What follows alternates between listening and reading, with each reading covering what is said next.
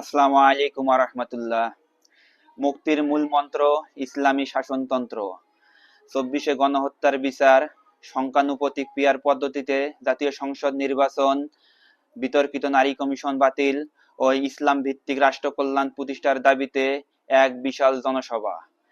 স্থান এনসিটিইউ মাঠ, jail road, Dinajpur.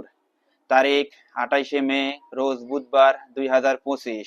উক্ত জনসমাবেশে প্রধান অতিথি হিসেবে উপস্থিত থাকবেন ইসলামী আন্দোলন বাংলাদেশের আমির মুফতি সৈয়দ মোহাম্মদ রেজাউল করিম পীর সাহেব চরমোনাই। বিশেষ অতিথি হিসেবে উপস্থিত থাকবেন ইঞ্জিনিয়ার আশরাফুল আলম, যুগ্ম মহাসচিব ইসলামী আন্দোলন বাংলাদেশ। উপস্থিত থাকবেন ইসলামী ছাত্র আন্দোলন বাংলাদেশের কেন্দ্রীয় সহ-সভাপতি দিনাজপুরের কৃতি সন্তান মুনতাসির আহমেদ। সভাপতিত্ব করবেন ডাক্তার নূর আলম সিদ্দিক, সভাপতি ইসলামী আন্দোলন বাংলাদেশ দিনাজপুর দক্ষিণ। সমালোচনায় মুফতি খায়রুজ্জামান, সেক্রেটারি ইসলামী আন্দোলন বাংলাদেশ দিনাজপুর জেলা।